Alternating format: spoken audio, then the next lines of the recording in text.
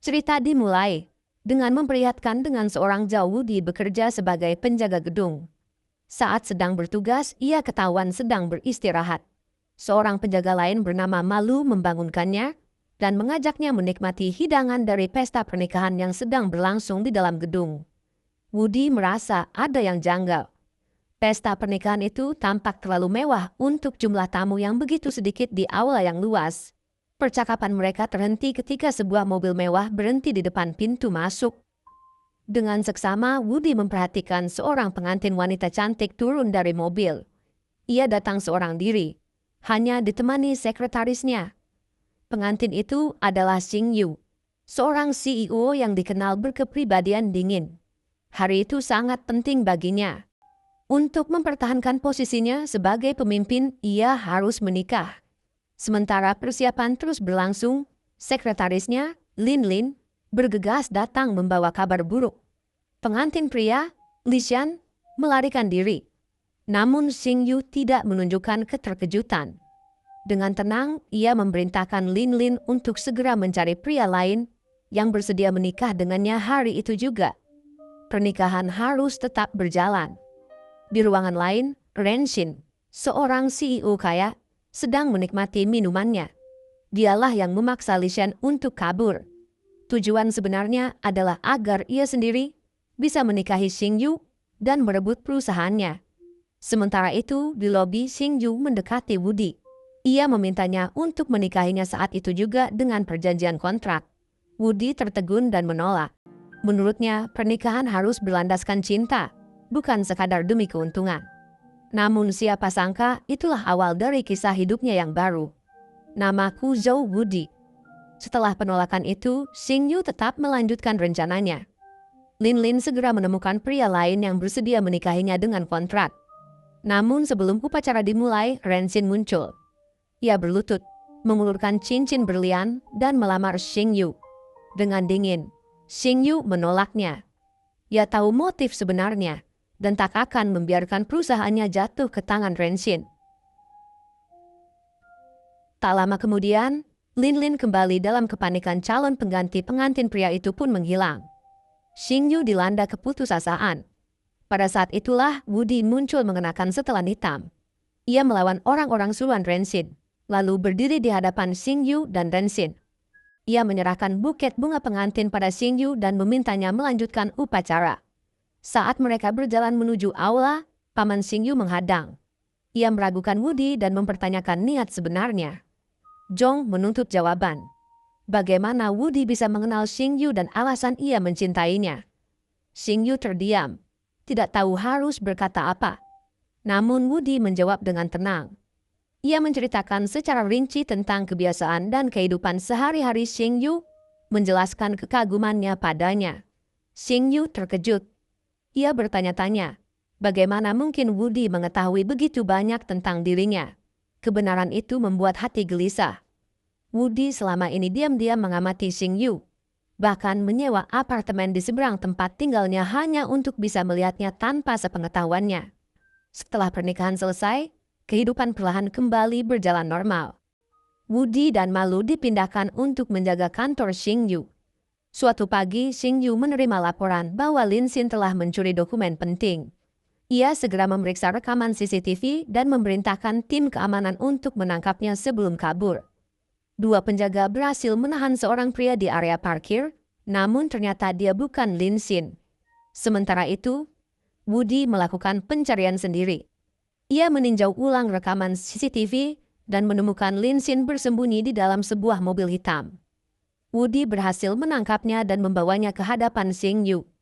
Melihat hidung Lin Xin yang terluka, Xing Yu bertanya mengapa Wudi memukulnya. Lin Xin memohon ampun dan mengaku bahwa semua tindakannya dilakukan atas perintah Ren Xin. Ren Xin telah menyandera adik perempuannya, memaksanya berkhianat.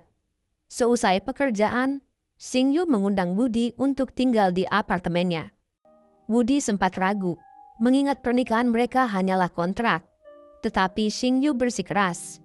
Dua pamannya telah mengirim mata-mata untuk mengawasi rumahnya, dan ia ingin meredam kecurigaan mereka.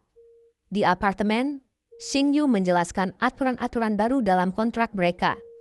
Ia meminta Woody untuk berperan dengan meyakinkan agar para pamannya tidak lagi meragukan hubungan mereka. Woody lalu menggoda Xingyu, berkata bahwa seorang istri seharusnya memasak untuk suaminya yang lapar.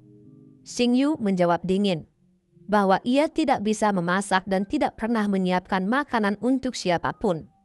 Bel berbunyi. Seorang sopir mengantarkan pesanan makanan dalam jumlah besar untuk Xingyu. Ia menolak berbagi, namun Woody dengan nakal mengambil sebagian. Dari seberang jalan, seorang mata-mata yang dikirim paman Xingyu memperhatikan. Melihat keduanya makan bersama, ia merasa kesal, yakin bahwa hubungan mereka semakin dekat. Keesokan harinya, Woody bertemu dengan seorang gadis muda berwajah manis bernama Maling. Malu memperkenalkannya sebagai adik perempuannya dan meminta Woody membantu Maling mendapatkan pekerjaan di perusahaan Xingyu. Terpesona oleh pesonanya, Woody setuju. Kemudian, dengan sedikit gugup, ia menyebutkan tentang Maling kepada Xingyu, mengatakan bahwa gadis itu terlihat berbakat saat wawancara. Wajah Xingyu tampak menyiratkan rasa cemburu ketika ia memeriksa ulang berkas Maling dan menatap fotonya, menyadari bagaimana Woody memuji gadis itu. Malam itu Xingyu diikuti oleh seorang pria dengan niat buruk. Sebelum pria itu sempat berbuat apa-apa, Woody muncul dan menghentikannya. Namun, Xingyu tidak tahu bahwa Woody sudah merasakan bahaya sejak awal. Xingyu sempat mencoba menghubunginya lewat telepon, tapi Woody tidak mengangkatnya. Ia sengaja bersembunyi di balik mobil. Tak ingin Xingyu mengetahui bahwa ia sebenarnya telah mengikutinya sejak lama. Keesokan harinya, Malu berbicara dengan Woody tentang sebuah situs pelacakan buronan. Malu menunjuk ke layar situs itu, memperlihatkan seorang buronan kelas atas bernama Song Ming. Dengan nada bercanda, ia berkata bahwa siapapun yang menangkapnya akan menjadi kaya raya. Namun Woody tidak menanggapi. Ia hanya kembali tidur tanpa minat sedikit pun. Keesokan harinya, Xingyu menanyai Woody mengenai kejadian malam sebelumnya. Ia berkata sempat mendengar nada dering ponsel Woody di area parkir, tetapi tidak pernah melihatnya. Dengan curiga, ia bertanya apakah Woody sebenarnya mengikutinya. Tak ingin Xingyu salah paham, Woody pun mengungkapkan kebenaran.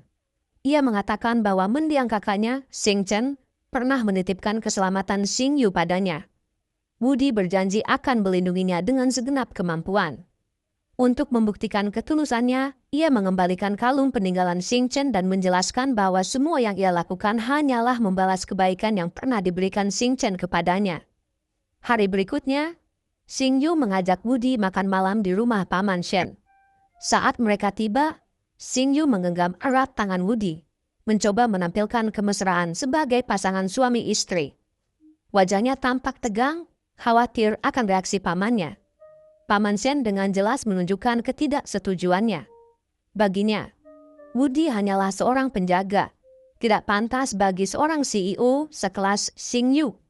Namun Woody menanggapinya dengan tenang dan penuh percaya diri, mengatakan bahwa ia akan membuktikan dirinya bukan penjaga biasa. Ia mengaktifkan pengatur waktu di ponselnya lalu menantang dirinya sendiri untuk menemukan semua alat penyadap tersembunyi di ruang seni. Dengan keterampilan militernya, ia berhasil menemukan semua perangkat dalam waktu singkat. Paman Shen terkejut, menyadari bahwa ia telah meremehkan kemampuan Woody. Dalam perjalanan pulang, rasa ingin tahu Xingyu semakin besar. Ia mengetes Woody dengan meminta menebak warna lipstik yang ia gunakan. Dengan tepat, Woody menyebutkan satu persatu lalu dengan menggoda bertanya apakah hadiahnya adalah sebuah ciuman. Xingyu terperangah, wajahnya memberah, karena tidak siap menghadapi keberanian Woody. Keesokan harinya, Woody dan Maling lembur di kantor hingga larut malam. Tiba-tiba listrik padam. Mereka mendengar suara mencurigakan dari ruang penyimpanan data dan segera pergi memeriksanya. Pada saat yang sama, Woody dan Malu yang mencoba masuk gedung justru disergap dengan alat kejut listrik. Di dalam ruang data, sosok misterius memukul Maling hingga pingsan dan menodongkan senjata ke arah Xingyu. Betapa terkejutnya Xingyu ketika mengetahui pelakunya adalah Lin Lin. Lin Lin mengungkapkan pengkhianatannya dan menuntut akses ke data perusahaan. Semuanya atas perintah Ren Xing. Namun Woody muncul tepat pada waktunya. Ternyata ia hanya berpura-pura pingsan sebelumnya untuk mengelabui Lin Lin. Dengan alat kejut miliknya sendiri, ia dengan cepat melumpuhkan Lin Lin. Ia juga mengakui bahwa CCTV sengaja ia matikan karena tahu Renshin sedang mengawasi lewat kamera. Setelah kekacauan reda, Woody menerima sebuah panggilan telepon. Si penelepon mengetahui identitas aslinya dan memintanya datang ke sebuah bar. Pada waktu yang hampir bersamaan, Xing Yu juga menerima pesan misterius yang mengarahkannya ke tempat yang sama. Saat Woody tiba di bar, ia terkejut mengetahui bahwa penelepon itu ternyata seorang wanita bernama Ali. Saat Woody masih berusaha mencari tahu siapa dirinya, Ali diam-diam memasukkan sesuatu ke dalam minumannya. Obat itu segera bereaksi, membuat kepala Woody terasa pusing. Sementara Ali menggoda dan dengan jelas menunjukkan ketertarikannya padanya. Sebelum Ali bisa berbuat lebih jauh, Xing Yu muncul. Tanpa ragu, ia langsung menarik Woody pergi. Tidak rela ada wanita lain yang mendekatinya. Sesampainya di apartemen, Woody berjuang keras untuk tetap sadar dari efek obat yang diminumnya. Dalam keadaan linglung, ia hampir saja mencium Xing Yu. Untuk menghentikan dirinya sendiri, Woody justru memukul kepalanya hingga akhirnya pingsan. Xing Yu merasa kesal dengan tingkahnya itu, sebab sebenarnya ia tidak akan keberatan jika Woody benar-benar menciumnya. Keesokan paginya, Woody terbangun dengan perasaan gelisah, khawatir telah melakukan kesalahan. Xing Yu masih sedikit jengkel meyakinkannya bahwa tidak ada hal buruk yang terjadi. Meski berbicara dengan nada tenang, di dalam hatinya ia tetap cemas terhadap Renshin, yakin bahwa pria itu tidak akan berhenti berusaha merebut perusahaannya. Hari itu, Xing Yu meminta Woody menemaninya ke sebuah jamuan penting. Namun saat mereka tiba, dengan nada menggoda ia menyuruh Woody mencari cara sendiri untuk bisa masuk ke dalam aula. Di ruang pertemuan, Xing Yu fokus mempresentasikan rencana kerja sama perusahaannya kepada seorang eksekutif senior. Ia menjelaskan bahwa dirinya telah menyiapkan rencana cadangan untuk menggantikan proposal yang sempat dicuri oleh Renshin. Namun rapat itu tiba-tiba terganggu dengan kedatangan seorang wanita menawan. Semua orang terkejut ketika mengetahui bahwa wanita itu adalah seorang investor ternama yang sangat berpengaruh. Lebih mengejutkan lagi, wanita itu terlihat sangat gembira melihat Woody. Dengan penuh semangat, ia memeluk Woody di depan para tamu. Woody terpaku karena ternyata ia pernah menjadi pengawal pribadi wanita itu. Nianxi, Xing Yu, yang jelas kesal melihat kedekatan Nianxi dengan Woody, langsung meninggalkan aula. Woody segera mengejarnya. Di depan lift, ia menjelaskan tentang masa lalunya dengan Nianxi. Sementara itu, eksekutif senior menghampiri Xing Yu di lobi, memberi kabar bahwa Nianxi telah sepakat untuk berinvestasi dalam proyeknya. Mendengar itu, Xing Yu meninggalkan gedung dengan hati berbunga-bunga. Woody mengucapkan selamat atas keberhasilannya mendapatkan investor. Untuk merayakan, Xing Yu mengajaknya minum bersama. Di sisi lain kota, Renshin yang frustrasi melihat kedekatan mereka segera memerintahkan anak buahnya untuk mencuri data perusahaan Xing Yu. Di sebuah restoran mewah, Xing Yu yang masih diliputi kegembiraan mulai menggoda Woody. Ia memegang wajahnya dan bertanya dengan nakal, siapakah yang lebih cantik dirinya atau Nianxi? Woody terdiam, terperangah oleh pertanyaan Xing Yu. Ingatan tentang janjinya kepada Xing Chen muncul kembali, membuat raut wajahnya berubah tegas. Ia mengatakan pada Xing Yu untuk tidak menanyakan hal semacam itu, mengingatkan bahwa pernikahan mereka hanyalah sebuah kontrak. Tiba-tiba ponsel Xing Yu berdering. Peneleponnya adalah maling, yang memperingatkan bahwa seseorang sedang meretas data perusahaan. Xing Yu dan Woody segera bergegas kembali ke kantor. Di ruang server, Woody memeriksa dengan teliti, hingga menemukan sebuah flash disk yang ditanam Lin Lin sehari sebelumnya. Perangkat itulah yang digunakan untuk menyusup ke sistem.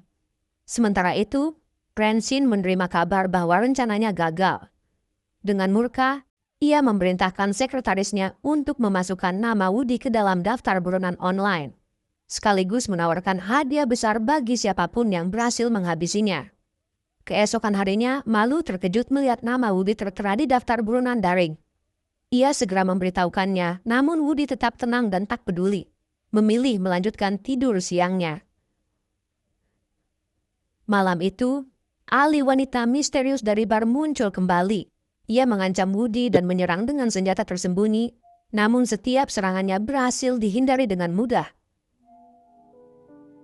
Yang mengejutkan, Ali justru tampak senang. Ia mengaku tujuan sebenarnya hanyalah untuk menguji kekuatan Woody, karena dirinya pun termasuk buronan yang sedang diburu banyak pihak.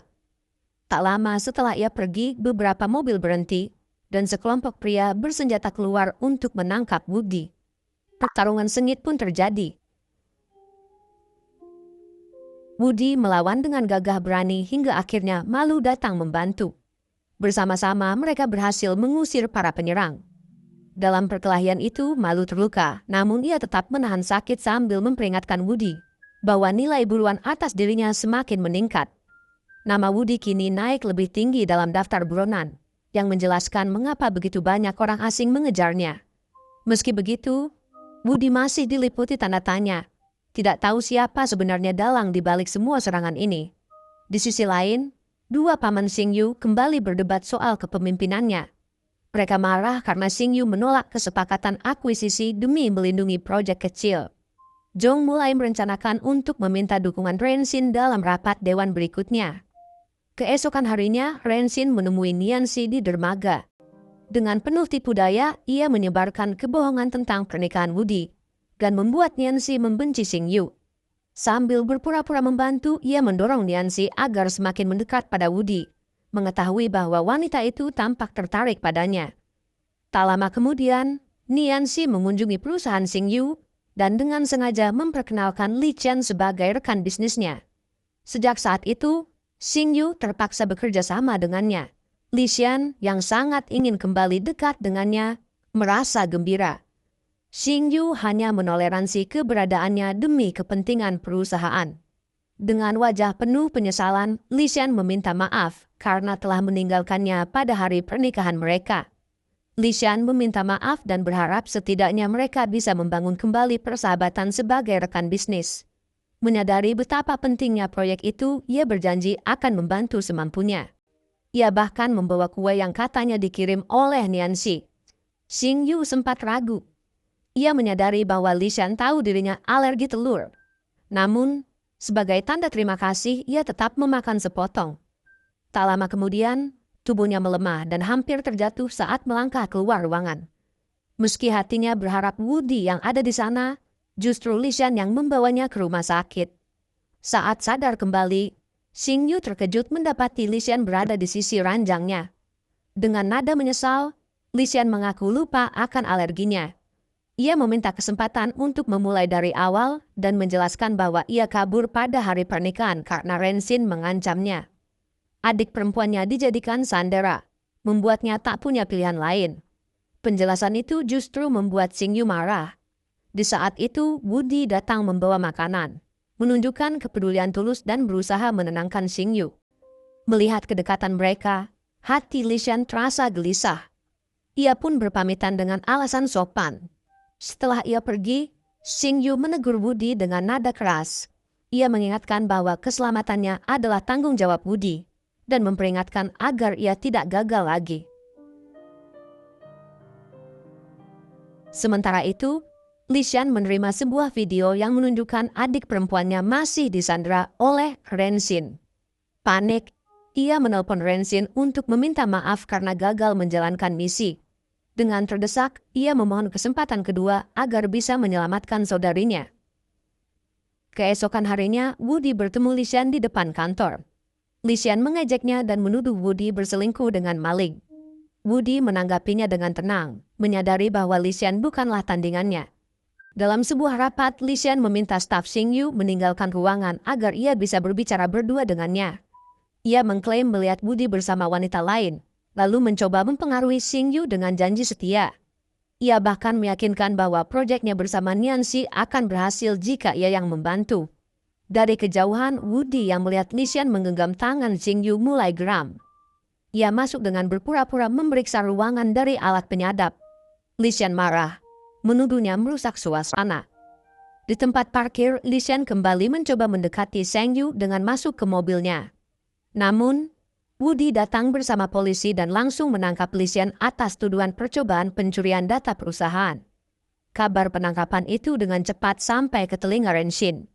Murka, ia segera memerintahkan sekretarisnya untuk menculik pemegang saham terbesar kedua pamannya, Xing Yu, yang memegang salah satu USB data penting perusahaan. Tak lama kemudian, Xing Yu mendapat kabar buruk. Pamannya telah menghilang. Keesokan harinya, Malu terkejut mendapati nama Woody terdaftar sebagai buronan nomor 1 di dunia maya. Namun, Woody tetap kebingungan. Bertanya-tanya siapa yang begitu membencinya hingga sanggup memasang harga sebesar itu atas kepalanya. Tak lama kemudian, Woody menerima panggilan telepon mengejutkan. Si penelpon mengaku telah menculik Xing Yu dan memerintahkannya datang ke sebuah lokasi tertentu. Tanpa ia sadari, Malu diam-diam merekam percakapan itu dan mengawasinya dengan cermat. Woody pun pergi sendirian menuju sebuah gedung kosong, siap menyelamatkan Xing Yu. Namun kenyataannya, penculik itu menjadikan dirinya sebagai target, karena nilai buruan Woody kini berada di puncak daftar buronan. Pertarungan sengit pun tak terhindarkan. Meski kalah jumlah, Woody berhasil mengalahkan para penyerang dan memaksa mereka mundur. Di dalam gedung, ia menemukan seorang wanita terikat dengan kepala tertutup kain. Menyangka itu adalah Xing Yu. Woody bergegas melepaskannya. Namun begitu wanita itu bebas, ia langsung memeluk Woody erat. Seketika itu juga, Woody curiga. Wanita itu bukan Xing Yu, melainkan Ali, yang ternyata memang menyimpan perasaan padanya. Tak hanya itu, Woody kemudian mengungkapkan bahwa ia tahu Malu telah diam-diam bersekongkol dengan Ali dalam jebakan tersebut. Kemarahannya memuncak ketika Malu mengirim foto dirinya sedang dipeluk Ali kepada Xing Yu. Terpojok, Malu akhirnya mengaku bahwa Ali telah menyuapnya dengan uang. Saat Woody kembali ke apartemen Xing Yu, ia mendapati istrinya itu murka dan diliputi rasa cemburu. Xing Yu menegaskan bahwa meski pernikahan mereka hanya kontrak, ia tidak akan memaafkan jika suatu saat ia mendapati Woody dekat dengan wanita lain. Jika itu terjadi, ia akan menuntut kompensasi darinya. Keesokan harinya, Xing Yu semakin resah setelah mendapat kabar dari maling bahwa Ren Xin telah berhasil menguasai lebih banyak saham. Dengan rapat dewan yang akan segera digelar, Ren Xin akan memegang mayoritas, memberinya wewenang penuh untuk mengambil alih posisi ketua perusahaan. Xing Yu yakin semua itu dicapai dengan cara kotor. Ketika ia menghadapinya, Xing Yu mengejek obsesi Ren Xin terhadap kekuasaan. Namun Ren Xin dengan tidak tahu malu tetap memimpin rapat penting tersebut. Bahkan duduk di kursi yang biasanya ditempati oleh Xing Yu. Di balik layar, Woody mengambil langkah untuk membantu Xing Yu merebut kembali posisinya. Ia pergi ke bank dan membuka kotak penyimpanan milik Xing Chun. Di dalamnya, ia menemukan dokumen penting yang membuktikan siapa sebenarnya pemegang saham terbesar. Dengan bukti itu, Woody mengajak pemegang saham sah tersebut hadir dalam rapat dewan. Sepanjang rapat, Xing Yu tampak gelisah. Namun ketika Woody muncul, ia akhirnya bisa bernapas lega. Woody menunjukkan dokumen yang membuktikan bahwa mayoritas saham sebenarnya telah dipindahkan atas nama Xing Yu, menjadikannya pemegang kendali lebih besar daripada Ren Xin. Dengan penuh wibawa, Xing Yu menuntut Ren Xin untuk mundur dan berhenti mengacau dalam perusahaan. Keesokan paginya, Malu tampak murung. Ia benar-benar yakin Woody telah tewas. Apalagi dengan statusnya sebagai buronan bernilai tinggi. Ia bahkan membuat meja kecil dengan foto Woody, seolah-olah sedang berkabung. Namun betapa terkejutnya ia ketika Woody tiba-tiba muncul, kebingungan melihat fotonya sendiri dipajang sebagai penghormatan terakhir. Malu sontak melonjak kegirangan. Ia mengaku selalu cemas setiap kali Woody menghilang tanpa kabar. Woody hanya menepuk pundaknya, menenangkan sahabatnya agar tak perlu khawatir. Dengan nada santai, ia akhirnya mengungkap kebenaran. Ia adalah Song Ming, buronan nomor 1. Malu terperanjat. Song Ming selama ini dikenal sebagai kriminal paling berbahaya, dengan keberadaannya selalu misterius. Tapi ia sulit mempercayai Woody, mengira sahabatnya itu hanya bercanda. Tak lama kemudian, Xing Yu menelpon Woody. Ia memperlihatkan foto Zhu Xing, salah satu pemegang saham perusahaannya, dan meminta Woody melindunginya dari siasat Rensin.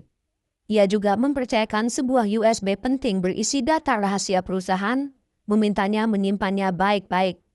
Namun ketika Woody tiba di rumah Zhu Xing, tempat itu kosong. Bukannya bertemu dengan Zhu Xing, ia justru berpapasan dengan Ali, yang rupanya membuntutinya. Ali memperingatkan agar ia lebih waspada. Ia sudah tahu bahwa Woody sebenarnya Song Ming, dan bahkan mengungkapkan bahwa Rensin juga mengetahui identitas itu. Kemudian, Woody mengikuti perintah untuk mendatangi sebuah alamat yang diberikan Rensin. Ia datang tanpa membawa USB. Rensin senang karena akhirnya berhasil memastikan jati diri Woody, langsung mengancam akan menghancurkan Xing Yu dan memerintahkan anak buahnya menyerang. Awalnya, Woody hanya berdiri diam, menerima pukulan demi pukulan tanpa melawan. Namun setelah tubuhnya dipenuhi luka, ia akhirnya melepaskan kemampuan aslinya. Dengan keterampilan tempurnya, ia membalik keadaan dan memaksa semua anak buah Rensin mundur. Usai pertempuran, Ali kembali muncul untuk memeriksa kondisinya.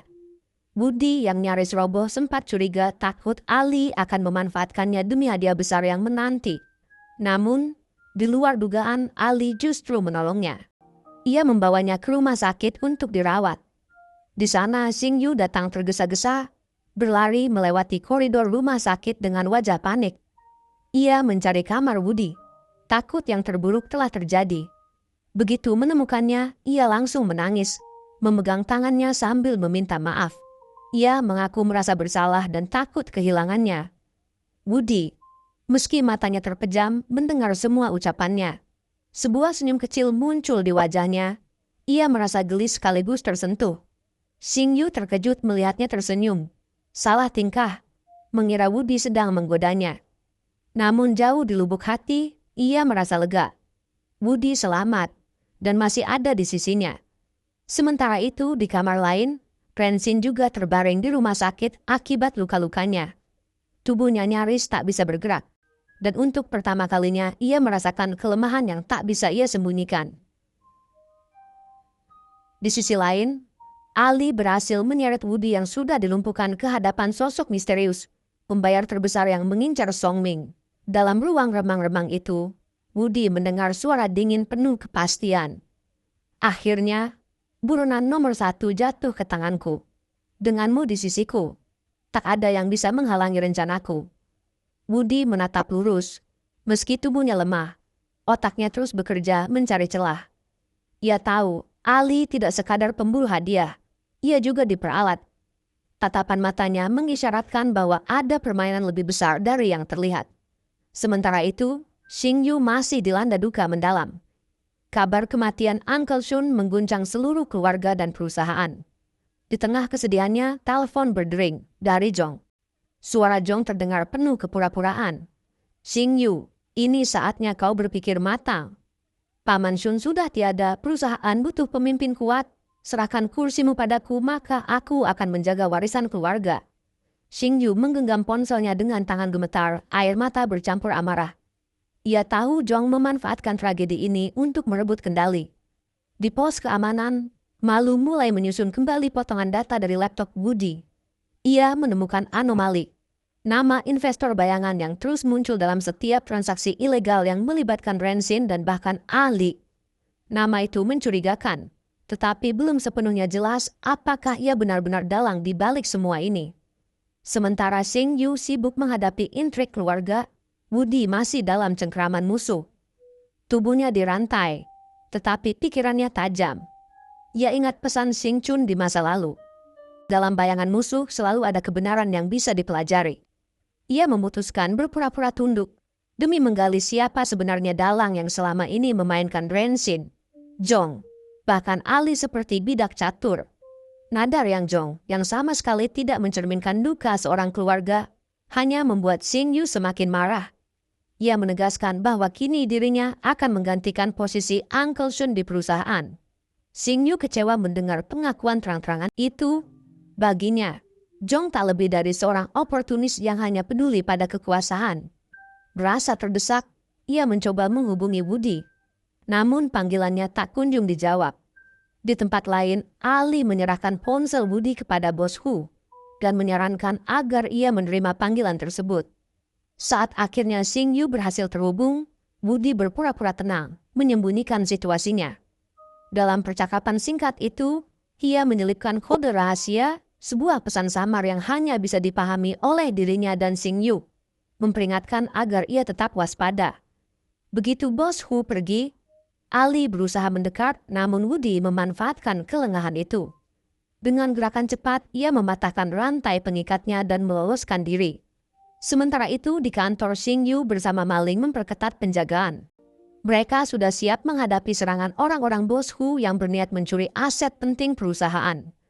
Berkat peringatan tersembunyi dari Woody melalui telepon, Malu juga sudah siaga. Malam itu, ia bertarung sengit melawan para penyusup. Di sisi lain gedung, Xing Yu dan maling menunggu di balik pintu, bersiap menghadang siapapun yang masuk. Dalam kekacauan, maling secara tak sengaja memukul Woody, mengiranya sebagai salah satu penjahat. Setelah menyadari kesalahannya, ia panik. Xing Yu, yang lega melihat Woody kembali dengan selamat, langsung memeluknya erat dan menyentuh lembut benjolan di kepalanya akibat pukulan maling. Momen hangat itu segera terganggu ketika Malu masuk dengan wajah berseri. Bahagia bukan main, ia merangkul Woody erat-erat. Xing Yu tersenyum dan berterima kasih pada Malu atas keberaniannya melawan penyusup. Bahkan memberinya hadiah berupa kenaikan gaji 5 kali lipat. Namun di tempat lain, kebenaran perlahan terungkap. Ternyata Zhong sendiri yang menjadi dalang di balik rencana malam itu, bekerja sama dengan bos Hu.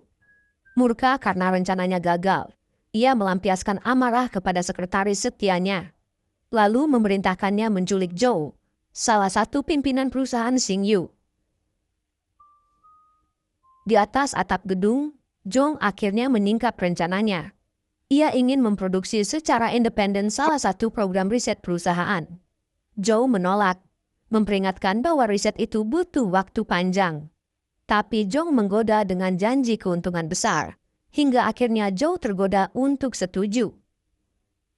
Keesokan harinya, Xing Yu memanggil Woody untuk berbicara serius. Ia menjelaskan tentang proyek rahasia yang pernah ia kembangkan bersama almarhum Xing Chun. Wu Shuang, sebuah teknologi dengan potensi luar biasa dan aplikasi luas. Xing Yu khawatir, sebab banyak pihak yang mengincarnya dengan niat buruk. Dengan nada berat, ia juga mengaku mencurigai Zhong, yang kini menduduki kursi Paman Shun. Menurutnya, ambisi Zhong bisa menghancurkan bisnis keluarga. Untuk membuktikan kecurigaannya, Xing Yu pun mendatangi kantor Zhong, sengaja membawa Woody sebagai asistennya. Ketika ditanya mengapa ia memanggil, Zhong tanpa ragu mengutarakan keinginannya. Ia ingin mengambil alih proyek Wu Shuang untuk dirinya sendiri. Baik Xing Yu maupun Woody tidak terkejut sedikit pun dengan ambisi Zhong.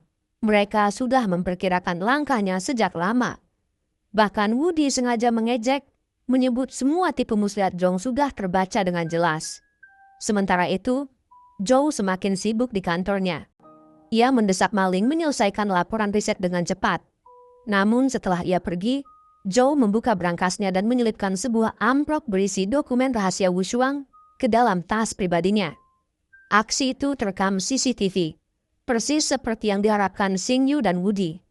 Tidak lama kemudian, di kantor Zhong senyum puas mereka saat ia membaca pesan Zhou yang mengkonfirmasi dokumen itu kini ada di tangannya. Menampilkan wajah seolah peduli pada persatuan keluarga, Zhong menawarkan kemitraan pada Xing Yu, pura-pura khawatir akan masa depan perusahaan.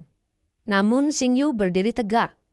Dengan nada dingin, ia menegaskan bahwa Wu Shuang adalah warisan bersama mendiang Xing Chun, dan hanya boleh berkembang secara independen tanpa campur tangan licik. Woody menambahkan, nada Zhong terdengar seperti seseorang yang lebih mengharapkan kegagalan daripada kesuksesan. Sindiran itu membuat Zhong naik pitam. Ia membentak bahwa Woody hanyalah seorang penjaga, tak pantas ikut campur urusan keluarga. Tak ingin membuang waktu berdebat, Xing Yu meninggalkan ruangan bersama Woody.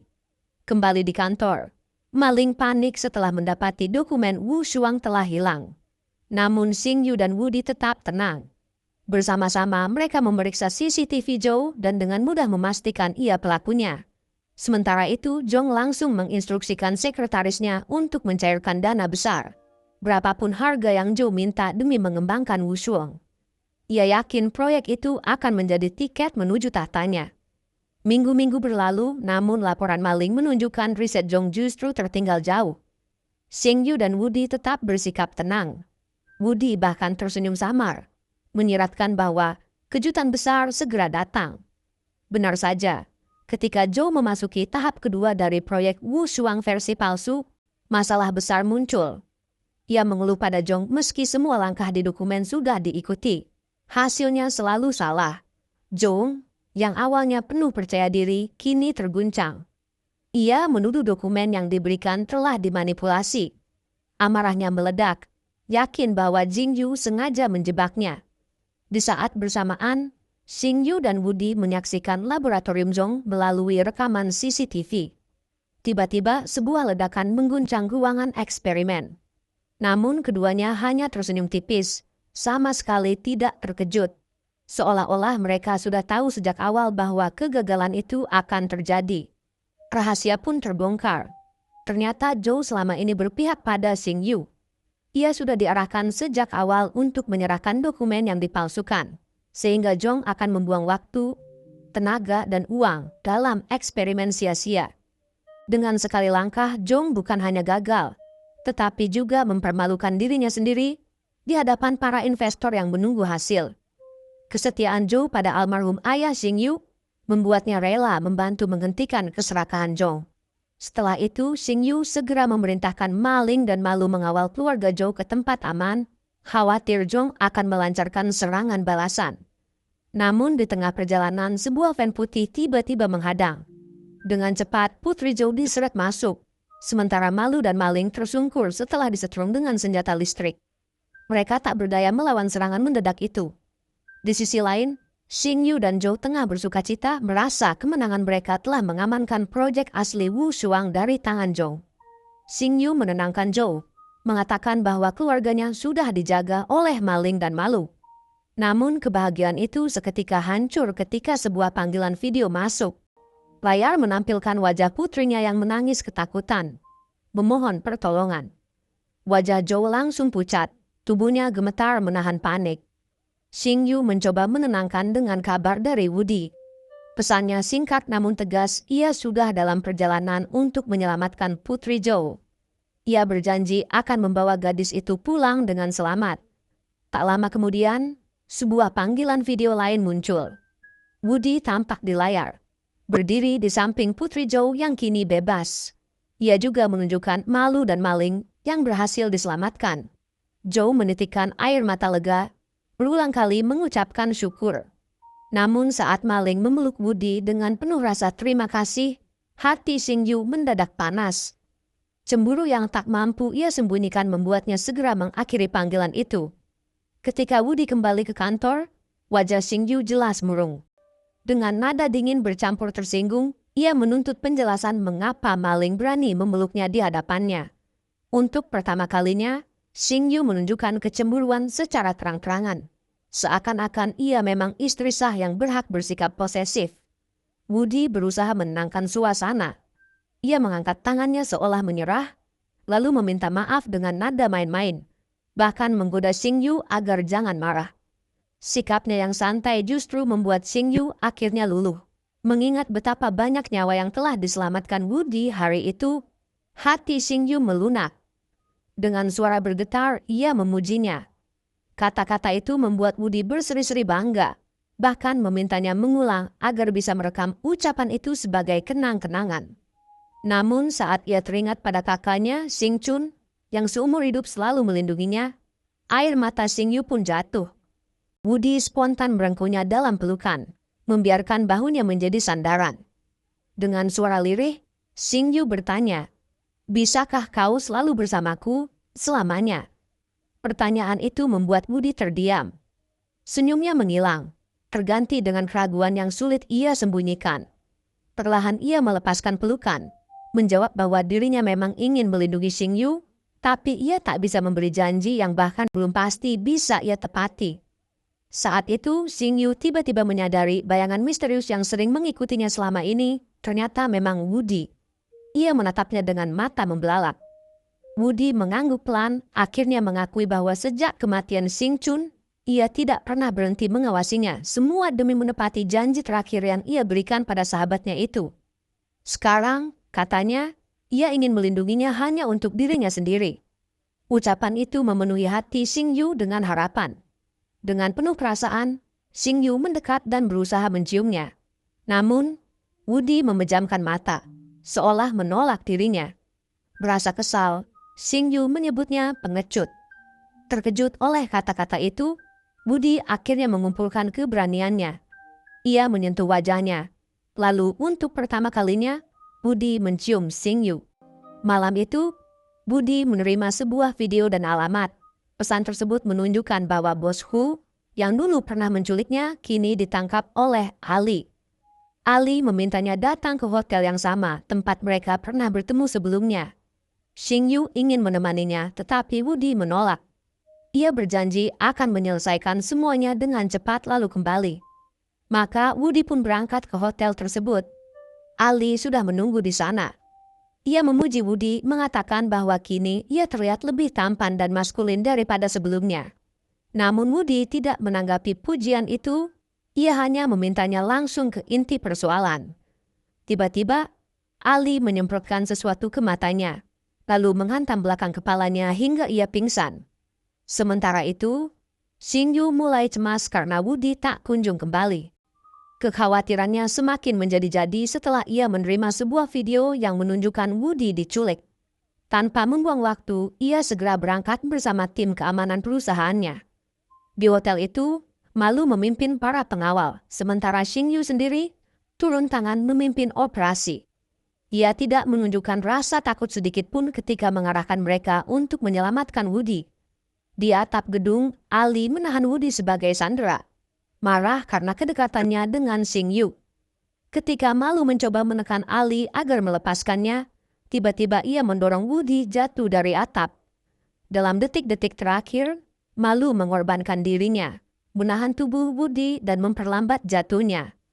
Xing Yu sangat lega melihat Woody selamat. Meski di dalam hatinya ia merasa cemburu, mengetahui bahwa Ali memiliki perasaan padanya. Woody lalu meminta Xing Yu berjanji untuk tidak pernah datang ke tempat berbahaya lagi. Namun, kata-kata itu justru membuat Xing Yu kesal. Ia tidak suka dengan hubungan masa lalu Woody dengan Ali. Dengan perasaan jengkel, Xing Yu menamparnya. Sebagai balasan, Woody justru memeluknya erat. Dengan erat, Woody memeluk Xing Yu di depan semua orang, membuat rekan-rekan mereka malu oleh pertunjukan kasih sayangnya yang begitu terbuka. Setelah itu, ia mengajukan usulan untuk mengadakan upacara pernikahan baru, sekaligus mendaftarkan pernikahan mereka secara resmi. Namun, Xing Yu masih merasa gelisah. Ia kemudian mengungkapkan bahwa dirinya telah menerima bukti yang mengindikasikan kemungkinan Xing Chen masih hidup. Woody pun mengakui bahwa ia juga pernah mendengar hal serupa. Belum sempat mereka membicarakannya lebih jauh, Malu datang membawa sekumpulan foto mencurigakan. Di antara foto-foto tersebut, ada satu gambar yang membuat Xing Yu terkejut, sebuah foto yang memperlihatkan Woody dan Xing Chen saling menodongkan pistol. Xing Yu menuntut penjelasan. Woody bersikeras bahwa foto itu hanyalah bagian dari latihan militer. Namun, Xing Yu tidak percaya dan memilih pergi, meninggalkannya dalam keraguan. Ia kemudian membawa Woody ke ruang rahasianya, tempat ia menyimpan begitu banyak artikel tentang kematian Xing Chen dan masa lalu Woody. Di sana, ia mengungkapkan bahwa dirinya sudah mengetahui kebenaran sejak lama bahwa Woody dan mendiang kakaknya pernah bekerja bersama, bersaing untuk memecahkan sebuah kode rahasia. Persaingan itu akhirnya berakhir dengan kematian Xing Chen. Sejak awal, Xing Yu sudah mengetahui identitas asli Woody. Yang paling menyakitkan baginya bukanlah rahasia itu, melainkan kenyataan bahwa ia jatuh cinta padanya meski mengetahui segalanya. Ia merasa dikhianati oleh sikap egois kakaknya, mengingat bagaimana mereka selalu saling bergantung sejak kecil. Woody memohon agar Xing Yu mempercayainya, berjanji akan menemukan pihak yang benar-benar bertanggung jawab. Lalu ia pergi. Sementara Xingyu menangis terseduh-seduh, tenggelam dalam kesedihan. Keesokan harinya, saat bertugas, Wudi kembali berhadapan dengan Ali. Pertarungan sengit hampir membuatnya terluka, tetapi kali ini Wudi sengaja membiarkan dirinya ditangkap. Ali kemudian melapor kepada Bos Hu, yang memang memerintahkannya untuk menculik Wudi, lalu menyerahkannya ke sebuah bangunan tua. Di dalamnya, Bos Hu menuntut dokumen asli proyek Wu Shuang. Wudi menolak, meski harus menahan siksaan dari Bos Hu dan anak buahnya. Tidak lama kemudian, malu muncul rupanya ia diam-diam mengikuti Wudi selama penculikan berlangsung. Ia pun bertarung habis-habisan untuk membebaskannya. Ali memuji keberanian Malu, tetapi kebenaran segera terungkap. Wudi dan Ali ternyata sudah bekerja sama sejak awal. Semua itu merupakan bagian dari rencana mereka untuk menjebak Bos Hu, dengan Ali yang rela mempertaruhkan keselamatannya demi membantu. Wudi berterima kasih padanya, mengakui bahwa jika misi itu gagal, mereka berdua akan berada dalam bahaya besar. Setelah berhasil menguasai situasi, Wudi dan Malu menginterogasi Bos Hu, mendesaknya untuk mengungkap siapa dalang di balik semua ini. Di bawah tekanan, Bos Hu akhirnya mengaku bahwa orang yang membayarnya berasal dari dalam perusahaan mansuan keluarga Xingyu, seseorang yang hanya dikenal dengan nama samaran Bald Eagle. Namun, baik Wudi maupun Malu tidak mengenali nama itu. Sementara itu, Sekretaris Zhong menculik Xingyu dan membawanya kepada Zhong. Pada saat yang sama, Bos Hu menerima pesan dari anak buahnya yang mengonfirmasi bahwa Xingyu telah ditangkap. Membaca pesan itu di ponsel Bos Hu, Wudi segera bergegas untuk menyelamatkannya. Xingyu dibawa ke sebuah pabrik tua yang sudah lama ditinggalkan. Di sana, Sekretaris Zhong akhirnya mengungkapkan jati dirinya sebagai Bald Eagle. Xingyu terkejut, tidak percaya bahwa orang kepercayaan pamannya sendiri ternyata berkhianat. Ia mengakui identitas aslinya, bahwa ia pernah bertugas di unit yang sama dengan mendiang kakaknya, Xing Chun. Untuk memancing Wudi, Bald Eagle bahkan memperlihatkan gantungan kunci boneka yang pernah diberikan Wudi kepada Xingyu. Tidak lama kemudian, Wudi tiba di pabrik itu. Bald Eagle memerintahkan petarung terkuatnya untuk melawan Wudi. Wudi hampir menang dan berusaha membebaskan Xingyu. Tetapi tiba-tiba Ali muncul dan menyuntiknya dengan jarum suntik, membuatnya tak sadarkan diri. Saat Wudi terbangun, ia mendapati dirinya, dan Xingyu sudah terikat di dalam bangunan tua itu. Ali menjelaskan bahwa ia terpaksa menuruti Bald Eagle karena diancam. Namun, ketika ia melihat Xingyu hendak disakiti, belas kasihannya muncul, dan ia akhirnya memilih untuk menolong mereka berdua. Terpojok, Bald Eagle mengungkapkan senjata terakhirnya Xing Chun ternyata masih hidup. Bald Eagle menjelaskan bahwa ia telah menjadikan Xing Chun sebagai objek percobaan, menanamkan sebuah chip di otaknya, sehingga ia bisa dikendalikan layaknya mesin. Wudi pun terpaksa bertarung dengan Xing Chun, yang gerakannya kaku dan dingin seperti robot. Dalam pertarungan itu, Xing Chun hampir melukai Xingyu, namun sang adik justru berlari memeluknya erat. Cinta dan kenangan masa kecil mereka bersama membangkitkan kembali sisi kemanusiaannya, mengingatkan Xing Chun pada kebahagiaan yang pernah mereka bagi. Keesokan harinya, Wudi menghadapi Zhong dengan membawa bukti keterlibatannya dalam kematian Paman Shen. Akhirnya, Zhong dipaksa menghadapi keadilan atas kejahatannya. Cerita berakhir dengan pernikahan Wudi dan Xingyu, sebuah perayaan cinta yang berhasil bertahan melewati begitu banyak rintangan, mulai dari penculikan, pengkhianatan, hingga pernikahan kontrak. Pesan moral dari kisah ini adalah bahwa cinta sejati mampu bertahan dalam segala ujian.